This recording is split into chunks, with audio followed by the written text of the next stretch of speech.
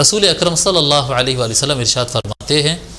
کہ اللہ تبارک و تعالیٰ کے نزدیک عرفہ کے دن سے بہتر کوئی اور دن نہیں ہے۔ دیگر جو راتوں سے جو بات ہم سنتے ہیں شب برات سے متعلق، شب معراج سے متعلق، یا پھر شب قدر سے متعلق، پھر عید کی راتوں سے متعلق، جتنے فضائل والے اوقات ہم کو بتائے جاتے ہیں یہ سارے کے سارے رات سے متعلق ہے۔ لیکن کوئی دن ایسا ہو جہاں پر خصوصی برکت کا اعلان کیا گیا ہو اور خاص رحمتوں کے نزول کا اعلان کیا گیا ہو تو دن کے اعتبار سے یوم عرفہ سے زیادہ برکت والا دن اور یوم عرفہ سے افضل کوئی اور دن نہیں ہے، ایسا حضور اکرم صلی اللہ علیہ وآلہ وسلم نے فرمایا۔ اور خصوصیت یہ ہے کہ جس طرح سے حضور صلی اللہ علیہ وآلہ وسلم فرماتے ہیں کہ اللہ تبارک و تعالی آسمان دنیا پر تشریف لاتا ہے اپنی رحمت، کرم اور مغفرت کے ذریعے اور خصوصی تجلیات کے ذریعے، اور بندوں سے فرماتا ہے کہ ہے کوئی مانگنے والا تو مانگے، تو یہ رات کے اوقات کے لیے ہے۔ حضور صلی اللہ علیہ وآلہ وسلم فرمائے وَذَلِكَ كُلَّ لَيْلَةٍ، ہر رات اس طرح سے، ہر رات کے آخری پہر میں